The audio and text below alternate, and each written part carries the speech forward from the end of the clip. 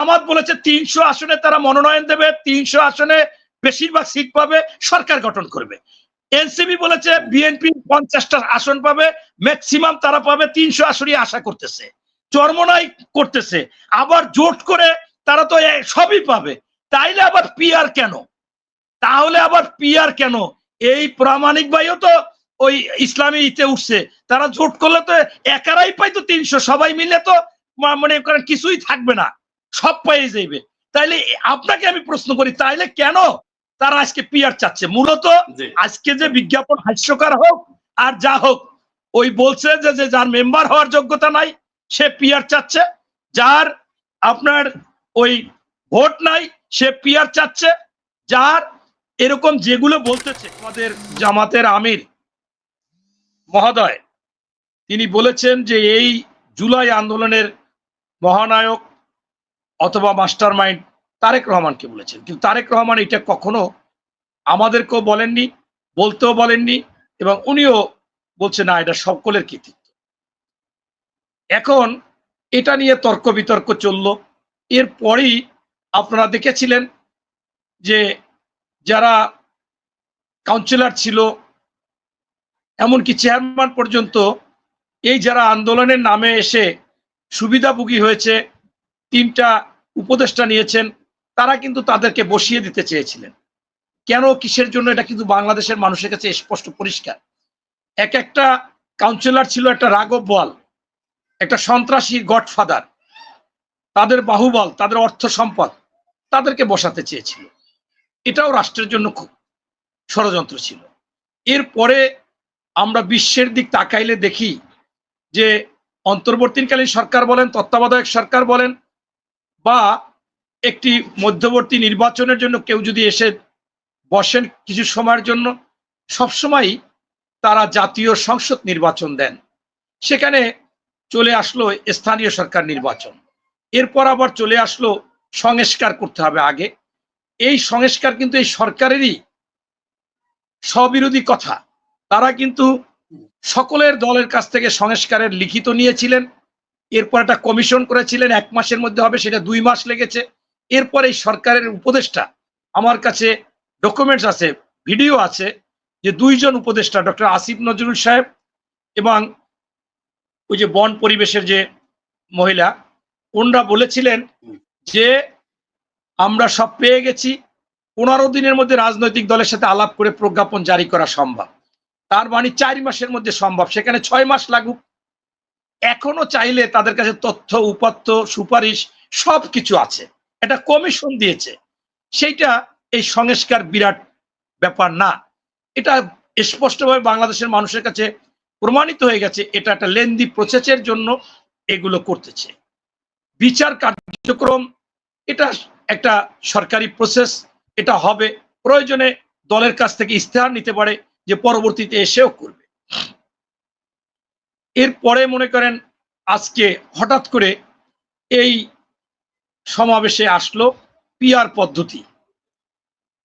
আমি আমার যেহেতু সামাজিক মাধ্যমে আমি একটু সরব, আমি দেখি যারা যা কমেন্টস করে তাদেরকে আমি গিয়ে গিয়ে দেখি যে সেইখানে এই ইসলামিক দল এবং এনসিপি এরাই সরব বেশি, বিএনপির লোকজন আমি খুঁজে পাই না। আপনার হচ্ছে যে এই যে বিষয়, এখানে তারপরেও সামাজিক মাধ্যমে দেখা যাচ্ছে যে আজকে যে সমস্ত দলরা পিআর পদ্ধতিটা চাচ্ছে, তাদেরকে নিয়ে বিভিন্ন রকমের ব্যঙ্গ, বিদ্রুপ, নাটিকা অথবা এআই দিয়ে কিছু তৈরি করে যে সমস্ত কথাবার্তা বলতেছে, আমার কাছেও রীতিমতো লজ্জা লাগতেছে। বলে যে ভোট দিবে, সোম দিবে, এমপি হবে, মাল দিবে। আবার বলে বিয়ে করছে একজনে, বাচ্চা হয়েছে, এখন বাচ্চা বাপ ডাকতে হবে তার বয়ফ্রেন্ডদের। এরপর বলতেছে যে স্কুলে আমি গড়ে 5 সাবজেক্টে ফেল করলো, যদি আমি গড়ে 33 পাই তাহলে আমাকে পাস দিতে হবে। এই যে বিষয়গুলো আসছে, কেন আসছে? আপনারা জানেন যে বাংলাদেশের যে নিয়ম কানুনগুলো এতদিন চলে আসছে, আপনি হঠাৎ করে তো একটা পরিবর্তন করতে পারবেন না। এবং মনির ভাই পিআর পদ্ধতির পিআর পদ্ধতির বিষয়টা যেটা আপনি বলছেন, বিএনপি হয়তো চাচ্ছে না, অনেক অন্যান্য দল, অনেক দলগুলোই চাচ্ছে যে এই পদ্ধতিটা আসুক। এটা আসবে কিনা সেটা হয়তো সময়ের বোঝা যাবে যে এরকম সিস্টেমটা আসে কিনা, কিন্তু এটা যে একেবারেই অমূলক কোথাও নেই, বিষয়টা তো এমন নেই যে অন্য কোনো দেশে নেই, অনেক দেশেই আছে। বাংলাদেশের প্রেক্ষাপটে হয়তো এটা বিবেচনা করা যেতে পারে, কারণ বাংলাদেশে অনেকগুলো রাজনৈতিক দল রয়েছে। আমি তো বলেছি। আবার এই শুনেন, আপনি কিন্তু আমাকে আগেও বলতেন যে অধিকাংশ দল সংস্কার চায়, অধিকাংশ দল স্থানীয় সরকার চায়। আরে ভাই, 46টা দল নিবন্ধিত, আপনি হাতে গুইনা বলেন, এই পিআর এর কথা বলেন, কয়টা নিবন্ধিত দল আমাকে বলেন। আপনি তাহলে আপনি সিরিয়াল বলেন, 46টা দল থেকে কে কে চাইছে বলেন। এখন আপনি বলাটা সবগুলো দলের নাম এখন যদি আপনি বলেন, সবগুলো দলের নাম তো বলা যায়, কয়টা দল মানা করছে সেটা আপনি বলেন, যে কয়টা দল চাচ্ছে না পিআর পদ্ধতি আসুক। জামাত ইসলাম চাচ্ছে, ইসলামী আন্দোলন চাচ্ছে, গণ অধিকার পরিষদ চাচ্ছে, আরো অনেকগুলো, হেফাজতে ইসলাম চাচ্ছে, আরো অনেক দল আছে যারা চাচ্ছে। চাচ্ছে না কই? এই জামাত আর গণ অধিকার পরিষদ, জামাত বলছে নির্বাচন ডিসেম্বরের মধ্যে চাই, এরপর বড়জোর জানুয়ারি, নতুবা বৃষ্টি আসবে, এটা আসবে, এটা আসবে। তারাও আগে সংস্কার চায় না, গণ অধিকার সংস্কার চায় না, আবার সংস্কার চাইছে। আবার গণ অধিকার বলছে না, সংস্কার দরকার নাই, জাতীয় নির্বাচন দিতে হবে, স্থানীয় সরকার নির্বাচন দরকার নাই। এখন আপনাকে কোন ডকুমেন্টসটা দেখাবো? এখন সকাল বিকাল কথা বলবে, দিন রাত কথা বলবে, সেকেন্ডে সেকেন্ডে কথা বলবে। আমার এখানে একজন অ্যাডভোকেট সাহেব, উনি আসছেন, উনি স্টেটমেন্ট দিয়েছে যে কোনো হিন্দু ভোট দিতে যাবে না যদি এই পিআর পদ্ধতি না থাকে। উনি কি সারা বাংলাদেশের হিন্দুদের প্রতিনিধিত্ব করে? এটা বলতে পারে উনি? উনি বলতে পারে যে আমি মনে করি হিন্দুরা যাবে না, অথবা বলবে যে আমার সংগঠনে যাবে না। আমি তো মনে করি যে হিন্দুদের 80% এই পিআর পদ্ধতি মানে না। এখন উনি যদি বলে, বলায় তো আর কোনো দোষ নেই, বলায় তো কেউ দোষ নেই। আমি ওনারটা দেখলাম, আমি আজকে ঘাটাঘাটি করলাম, আপনি এইগুলা নিয়ে বলবেন, তখন আমি ওনারও দেখলাম যে অনেকে কোট করেছে, ওনার বক্তব্য কোট করেছে, ওনার ছবি দিয়ে লিখছে। এখন এটা কি বলা যায়?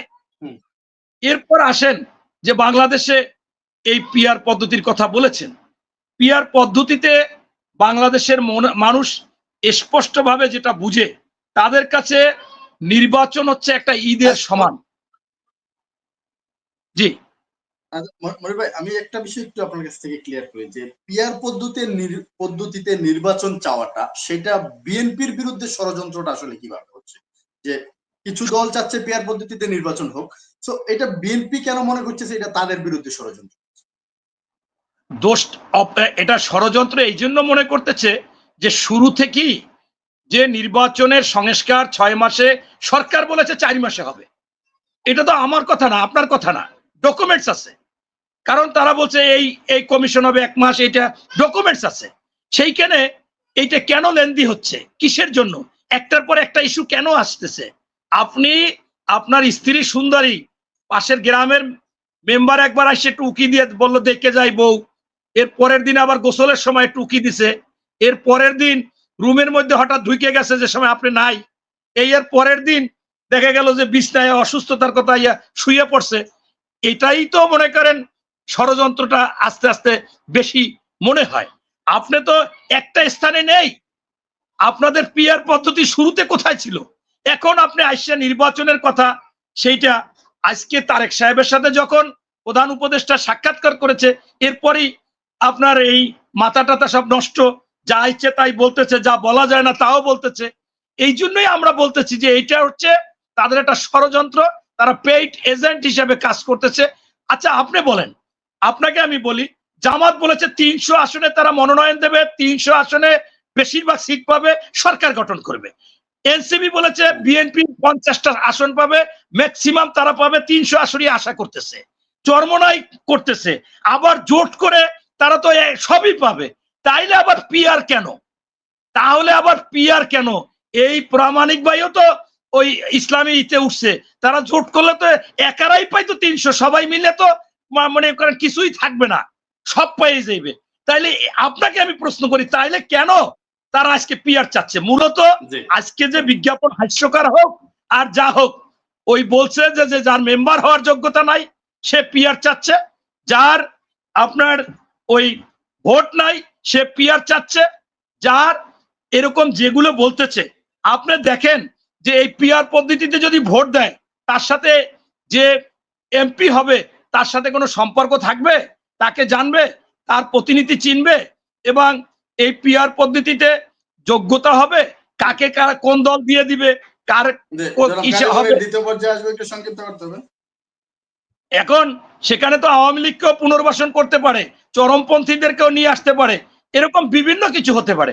সর্বশেষ আমি বলবো, বাংলাদেশের মানুষ, আমরা ঈদের আমেজে নির্বাচন করি এবং আমরা যাকে ভোট দিই তাকে আমরা দেখতে চাই, তার কাছে যাইতে চাই, 5টা বছর তার কাছে দাবি দায় করতে চাই, তার কাছে আমরা আবেদন করব, এলাকার উন্নয়নের কাজ করবে।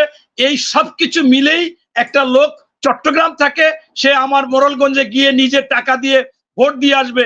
এই আনন্দকে মিলান করতে দেওয়া যাবে না। বাংলাদেশে আগের পদ্ধতি নির্বাচন, এটাই যথার্থ এবং এইভাবেই করা উচিত।